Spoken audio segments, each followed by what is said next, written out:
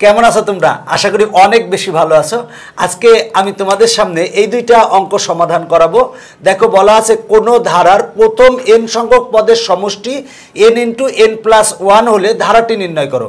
বলা আছে যে কোন একটা ধারা, সেই ধারার প্রথম n সংখ্যক পদের সমষ্টি n × n+1 হলে ধারাটি নির্ণয় করতে হবে। দেখো অঙ্কটা অনেক সহজ একটা অঙ্ক।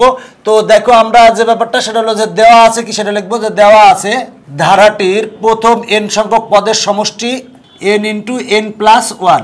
তার মানে ধারাটার প্রথম n সংখ্যক পদের সমষ্টি Sn = n × n+1। প্রথম n সংখ্যক পদের সমষ্টি দেওয়া আছে। আমরা n এর মান যদি 1 বসাই তাহলে প্রথম একটি পদের সমষ্টি পাবো। যদি n এর মান 2 বসাই তাহলে প্রথম দুটি পদের সমষ্টি পাবো। n এর মান যদি 3 বসাই তাহলে প্রথম তিনটি পদের সমষ্টি পাবো। তো আমরা এখন n এর মান 1 2 3 4 ... বসাবো।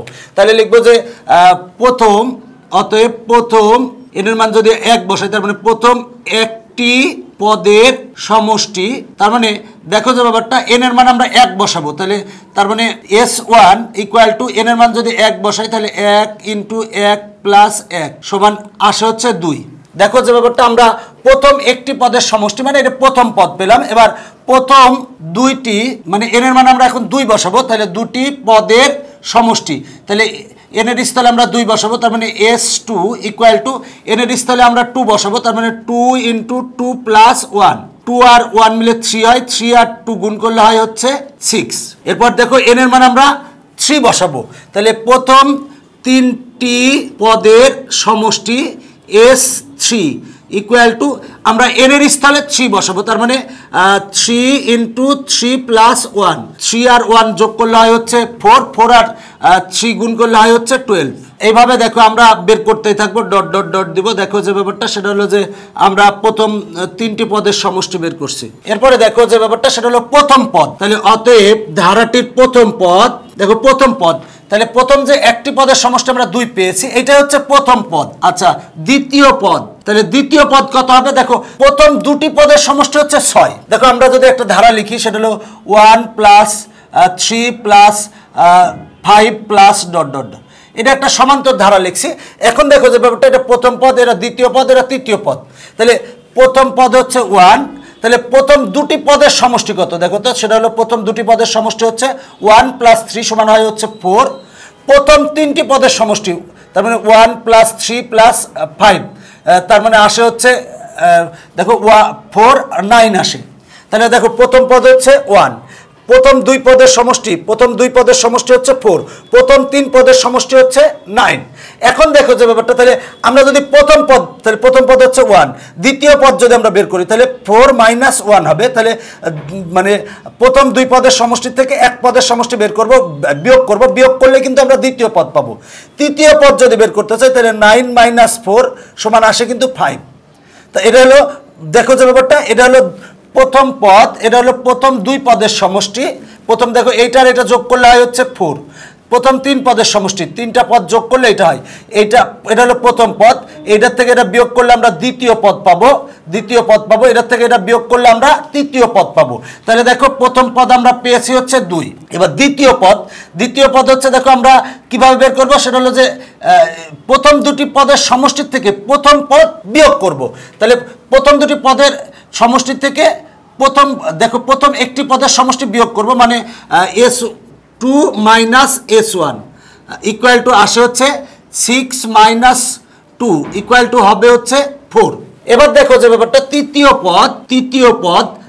পদ সমান হবে কিন্তু যে ব্যাপারটা প্রথম তিনটি পদের সমষ্টি থেকে প্রথম দুটি পদের সমষ্টি বিয়োগ করব, মানে 12 - 6, মানে S3 - S2 = 12 - 6 = আসে হচ্ছে 6।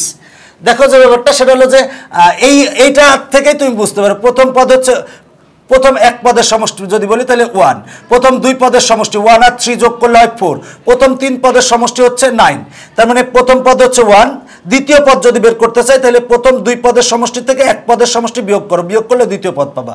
এই প্রথম তিন পদের সমষ্টি থেকে প্রথম দুই পদের সমষ্টি বিয়োগ করলে তৃতীয় পদ পাবা। তাহলে আমরা দেখো পেয়েছি, তার মানে এইভাবে চলতেই থাকবে। অতএব নির্ণেয় ধারাটি, দেখো নির্ণেয় ধারাটি কত হবে? প্রথম পদ হচ্ছে 2 প্লাস দ্বিতীয় পদ হচ্ছে 4 প্লাস তৃতীয় পদ হচ্ছে 6 প্লাস ডট ডট ডট চলতেই থাকবে। এটাই হচ্ছে আমার অ্যান্সার। দেখো অঙ্কটা বলা আছে কোন ধারার প্রথম n সংখ্যক পদের সমষ্টি n ইন্টু n প্লাস 1 হলে ধারাটি নির্ণয় করো। তো দেখো আমরা n সংখ্যক পদের সমষ্টি দেওয়া আছে n ইন্টু n প্লাস 1। এখন আমরা n এর মান যদি 1 বসাই তাহলে 1 2 3 4 5 বসাবো। যদি 1 বসাই তাহলে প্রথম একটি পদের সমষ্টি পাবো।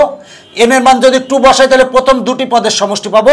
n এর মান যদি 3 বসাই তাহলে প্রথম তিনটি পদের সমষ্টি পাবো।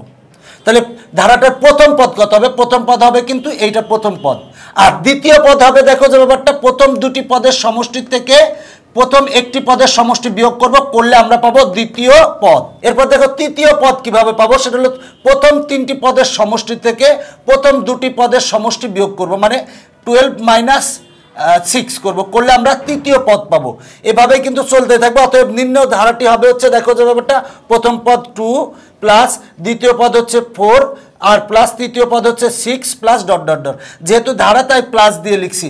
ধারা আর যদি এমনি অনুক্রম হতো তাহলে কিন্তু আমরা কমা দিয়ে লিখতাম, ধারা বলা আছে বলে আমরা প্লাস দিয়ে লিখবো। এটাই হচ্ছে আমার অ্যান্সার। দেখো অঙ্কটা অনেক সহজ।